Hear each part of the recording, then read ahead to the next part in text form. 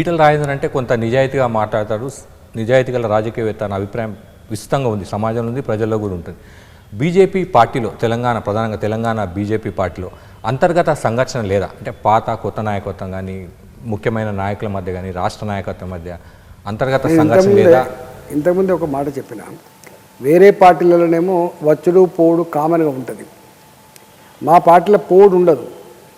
బయటికి వెళ్ళి వచ్చిన వాళ్ళు భారతీయ జనతా పార్టీలోనే ఉండి 30 ఏళ్ళుగా 40 ఏళ్ళుగా ఉన్న వాళ్ళు ఇంతకుముందు చెప్పినట్టుగా వాళ్ళు బయటికి ఎక్కడ పోరు.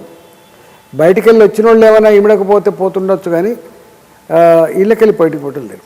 కాబట్టి డెఫినెట్గా నేను ఇంతకుముందు అన్నట్టుగా కొత్తగా వచ్చిన వాళ్ళకు కొన్ని నచ్చకపోవచ్చు, ఆ సిస్టంలో ఇమ్మడకపోవచ్చు.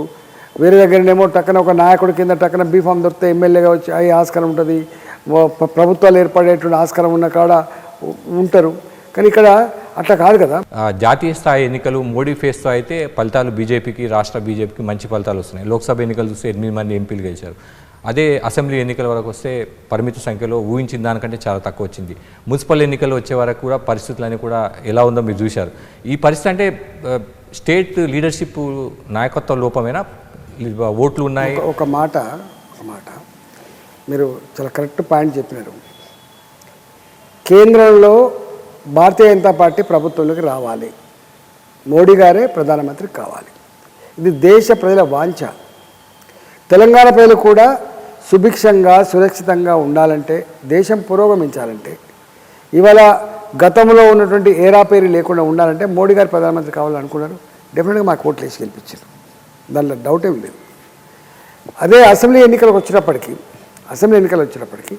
కొంత ఉండే వాతావరణం ఉండే, కానీ కొన్ని కారణాల వల్ల అది ఫుల్ఫిల్ కాలేకపోవచ్చు. కానీ ఇక్కడ ఏమైంది, ప్రభుత్వంలోకి వచ్చే వాళ్ళకే గెలిపించుకోవాలి, ప్రభుత్వంలోకి రాకపోతే కష్టమవుతుంది.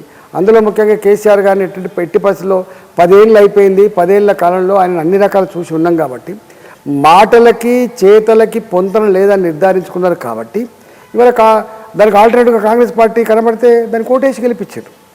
దాని కిందికి వస్తేగా మీకు మున్సిపల్ కార్పొరేషన్లు కావచ్చు, అదేవిధంగా మున్సిపల్ చైర్మన్లు కావచ్చు, లేదా ఎంపీపీలు కావచ్చు, జెడ్పీటీలు కావచ్చు, ఇవన్నీ కూడా లోకల్గా ఏ గవర్నమెంట్ అయితే ఉంటుందో, ఇక్కడ స్టేట్లో ఏ గవర్నమెంట్ అవుతుందో దానికి అనుకూలంగా ఉంటే 4 పైసలు వస్తాయి, ఫండ్స్ వస్తాయి, డెవలప్మెంట్ వస్తుంది, పైరువులు నడతాయని చెప్పేటువంటి కాన్సెప్ట్ ఉంటుంది.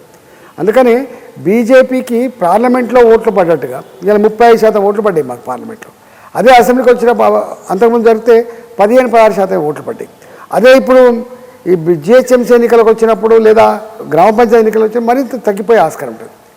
ఈ డిఫరెన్స్ తప్పకుండా ఉంటుంది. మేము ఎప్పుడైతే ఈ రాష్ట్రంలో అధికారానికి వస్తామో, అంటే ఈ రాష్ట్రంలో ప్రజానీకానికి భారతీయ జనతా పార్టీ రావాలని కోరిక ఉన్నది, దానికి అనుగుణంగా మేము రాగలమనేటువంటి కనుక నమ్మకాన్ని కలిగించగలిగితే డెఫినెట్గా ప్రభుత్వంకి వస్తాము. ప్రభుత్వం ఒకసారి వచ్చిన తర్వాత ఇంతకుముందు చెప్పినట్టుగా జిల్లా పరిషత్తులు కావచ్చు, మండల పరిషత్తులు కావచ్చు, గ్రామ పంచాయతీలు కావచ్చు కబ్జా అవుతాయి. రాష్ట్ర నాయకత్వం ఏం చేయాల్సి ఉందని విశ్లేషించుకున్నారు పార్టీ ఎప్పుడైనా? అసెంబ్లీ ఎన్నికలు కానీ, మున్సిపల్ ఎన్నికలు కానీ, జూబ్లీస్ ఉప ఎన్నిక కానీ, ఈ ఎన్నికలన్నింటిలో కూడా రాష్ట్ర నాయకత్వంగా మేమేం చేయాల్సి ఉంది? సమిష్టిగా పనిచేయాల్సిన అవసరం ఉందా, లేకపోతే క్యాడర్ను తీసుకెళ్లాల్సిన అవసరం ఉందా, ఇంకా ఏ విధంగా అగ్రెసివ్గా ముందుకు వెళ్లాల్సి ఉందా? అంటే ఇప్పుడు ఇక్కడ 2 విషయాలండి. అంటే మనం నిజాయితీగా మాట్లాడుకుంటే సౌత్లో లీడర్షిప్ అనేది చాలా కీలకం. అంటే ఒక లీడర్ నేను చేయగలనటువంటి నమ్మకాన్ని కలిగించగల లీడర్షిప్ కూడా అవసరం ఉంటుంది. అందుకనే పార్టీ మాత్రమే చేస్తున్నటువంటిది కాదు, పార్టీ చేసినప్పటికి కూడా, పార్టీకి సంబంధించిన మేనిఫెస్టో ఉన్నప్పటికి కూడా, కేంద్ర పార్టీ సపోర్ట్ చేసినప్పటికి కూడా, ఇక్కడ రాష్ట్రంలో ఉండేటువంటి లీడర్షిప్ కూడా ప్రజలకు ఒక విశ్వాసాన్ని, నమ్మకాన్ని, నడుతున్నటువంటి దాన్ని కల్పించాల్సిన అక్కడ ఉన్నది.